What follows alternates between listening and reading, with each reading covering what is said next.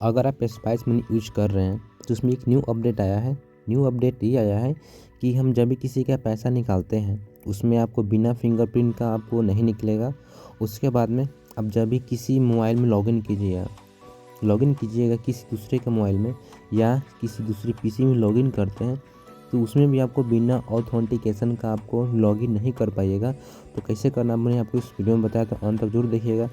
सबसे पहले आपको क्या करना है, B2B जो स्पाइस मनी होता है आपको स्पाइस मनी लिखना है गूगल में। उसमें लिखने के बाद आपको B2B पोर्टल जो आएगा सेकंड में, जो भी सेकंड या फर्स्ट में है उसको ओपन करना। ओपन करने के बाद जो आपका जो आईडी पासवर्ड है, आईडी पासवर्ड ओपन करने के बाद उसमें आपका जो स्पाइस मनी है वो आपको स्पाइस मनी का डैशबोर्ड ओपन हो जाएगा। जब भी आप स्पाइस मनी में जो लॉगिन कीजिएगा आईडी पासवर्ड से, उसके बाद जो आपका जो रजिस्टर्ड मोबाइल नंबर है उस रजिस्टर्ड मोबाइल नंबर पर एक OTP जाएगा। OTP आपको सबमिट करना। OTP सबमिट करने के बाद आपका जो डैशबोर्ड है स्पाइस मनी का उसमें लॉगिन हो जाइएगा। जैसे ही लॉगिन हो जाएगा, लॉगिन होने से पहले ही आपसे ऑथेंटिकेशन मांगेगा। जो आपका फिंगरप्रिंट है, जो आपका जो डिवाइस जो मंत्रा जो सेलेक्टेड है वो आपको इंटर करना होगा। पहले जो स्पाइस मनी जो होता है, जो आपका सिस्टम है, जो PC है, उसमें आपको पहले से मंत्रा आपको इंस्टॉल करके रखना होगा। तो जब भी उसमें मंत्रा लगाइएगा तभी आप फिंगरप्रिंट को आपको फिंगर रखना होगा, तभी आपको ऑथेंटिकेशन सक्सेस होगा।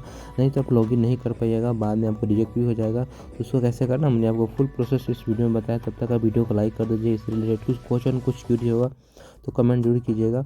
और कैसे करना है हमने आपको इस वीडियो में बताया है। तो सबसे पहले आपको जो पोर्टल जो बोले आपको खोलने के लिए, आपको सेम वही प्रोसेस करना है जैसे आपको बताएं। आपको B2B पोर्टल खोलना है। कैसे खोलना है, आपको सबसे पहले गूगल में स्पाइस में लिखना है। स्पाइस में लिखने के बाद जैसे ही PC में लिखिएगा वहाँ पे जस्ट नीचे लिखिएगा B2B पोर्टल। B2B पोर्टल पे आपको ओपन करना है। उसको ओपन करने के बाद जो आपका स्पाइस मनी का जो आपको आईडी पासवर्ड जो पहले से है मौजूद आपके पास, उसको लॉगिन करना है। लॉगिन करने के बाद जो आपका जो रजिस्टर्ड मोबाइल नंबर है उस रजिस्टर्ड मोबाइल नंबर पर एक OTP जाएगा। तो OTP उसमें आपको सब सही से फिल करना है। अगर गलत फिल कीजिएगा तो आपको लॉगिन नहीं होगा, रिजेक्ट कर देगा। तो आपको फिर वही सही से आपको जो आईडी पासवर्ड है आपको लॉगिन करने के बाद अगर फर्स्ट टाइम लॉगिन कीजिएगा तो OTP जाएगा। अगर जस्ट लॉगिन करके अगर लॉगआउट किए होंगे फिर से लॉगिन कीजिएगा तो आपसे OTP मांगेगा। OTP सबमिट करने के बाद आप लॉगिन ऑटोमेटिक हो जाएगा। आपको जो स्पाइस मनी का जो पोर्टल है उसमें डैशबोर्ड आपको खुल जाएगा। तो देखिए जैसे ही लॉगिन कीजिएगा तो आपसे फिंगर ऑथेंटिकेशन मांगेगा। तो सबसे पहले आप उसको प्रोसेस करना है। प्रोसेस करने के बाद जो आपका जो आधार नंबर है वो आपको आधार नंबर इंटर कीजिएगा। जैसे ही प्रोसेस कीजिएगा, प्रोसेस करने के बाद आपको आधार नंबर इंटर करना होगा। इंटर करने के बाद जो अपने PC में जो आप डिवाइस लगाए हैं, मार्को लगाए हैं या मंत्र लगाए हैं या जो भी आप डिवाइस लगाए हैं उसको उसमें लगाना होगा। मतलब प्लगइन करना होगा। प्लगइन करने के बाद आपको यहाँ पे ऑलरेडी यहाँ पे जैसे ही डिवाइस मंत्रा को लगाइएगा, यहाँ पे ऑलरेडी साइड में लिख देगा सक्सेस हो गया आपका जो डिवाइस लगाए। उसके बाद आपको आधार नंबर इंटर करना है। जो आपका आधार नंबर है वो आपको आधार नंबर इंटर करना है। आधार नंबर इंटर करने के बाद आपका जो टिक है उसको बॉक्स को उसको टिक करना है। टिक करने के बाद आपको फिंगर को स्कैन करना है। फिंगर जैसे स्कैन कीजिएगा यहाँ पे फिंगर रखिएगा। फिंगर रखने के बाद यहाँ पे ऑटोमेटिकली सक्सेस हो जाएगा। सक्सेस होने के बाद यहाँ पे आपको कुछ पॉपअप मैसेज आ जाएंगे। देखिए यहाँ पे सक्सेस हो गया, 2 फैक्टर ऑथेंटिकेशन डन सक्सेसफुली।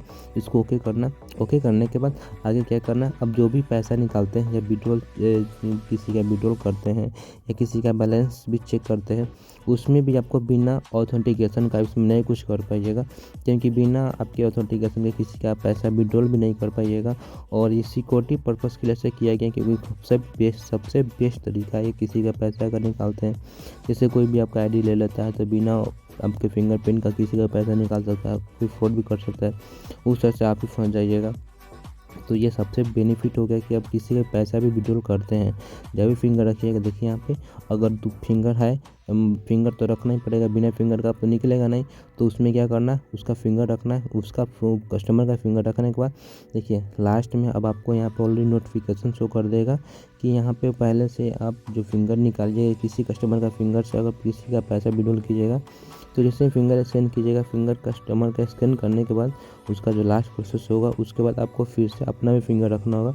अपना फिंगर रखने के बाद ही किसी का पैसा निकल जाएगा। अगर आपको इससे रिलेटेड कुछ क्वेश्चन कुछ क्यूरी होगा तो कमेंट में ज़रूर बताइएगा। हम आशा दिलाते हैं जो भी आपका कमेंट होगा, जो भी आपका क्वेश्चन होगा उसको जल्द से जल्द सॉर्ट आउट करेंगे।